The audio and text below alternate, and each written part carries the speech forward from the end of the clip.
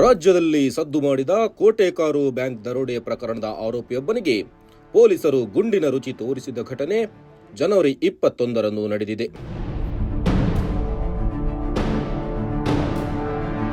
ಉಳ್ಳಾಲದ ತಲಪಾಡಿಯ ಕಾಟುಂಗರ ಗುಡ್ಡೆ ಬಳಿ ಮಂಗಳವಾರ ಸಂಜೆ ಗುಂಡಿನ ಸದ್ದು ಕೇಳಿಸಿದೆ.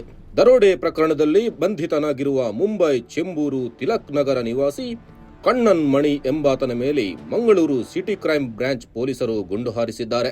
ಸ್ಥಳ ಮಹಜರು ಮಾಡುವ ವೇಳೆ ಕಣ್ಣನ್ ಮಣಿ ಪೊಲೀಸರ ಮೇಲೆ ದಾಳಿ ನಡೆಸಿ ತಪ್ಪಿಸಿಕೊಳ್ಳುವ ಯತ್ನ ನಡೆಸಿದ್ದ ಎನ್ನಲಾಗಿದೆ. ಈ ವೇಳೆ ಪೊಲೀಸರು ಮಣಿಯ ಕಾಲಿಗೆ ಗುಂಡು ಇಳಿಸಿದ್ದಾರೆ. ಮತ್ತೆ ತನಿಖೆ ಮಾಡ್ತಾ ಇದ್ದಾರೆ. ಇನ್ಸೂರೆನ್ಸ್ ಪ್ರೋಸೆಸ್ ನಡೆಯುತ್ತಾ ಇದೆ. ಮತ್ತು ಗ್ರಾಹಕರೆಲ್ಲ ಸಮಾಧಾನದಲ್ಲಿದ್ದಾರೆ. ನಿನ್ನೆ ಬಂದ ಎಲ್ಲ ಹೇಳಿದ್ರು, ಎಲ್ಲ ಕೊಡ್ತಾರೆ, ಒಂದು ಸರಿ ಮಾಡ್ತಾ ಇದ್ದಾರೆ.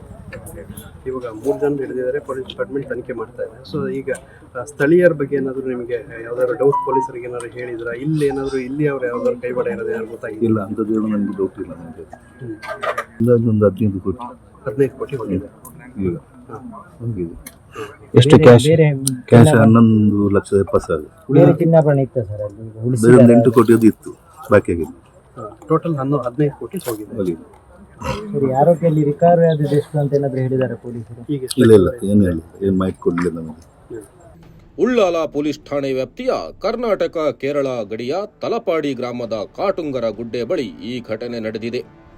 ಸದ್ಯ ಆರೋಪಿಗೆ ದೇರಳಕಟ್ಟೆ ಖಾಸಗಿ ಆಸ್ಪತ್ರೆಯಲ್ಲಿ ಚಿಕಿತ್ಸೆ ನೀಡಲಾಗುತ್ತಿದೆ.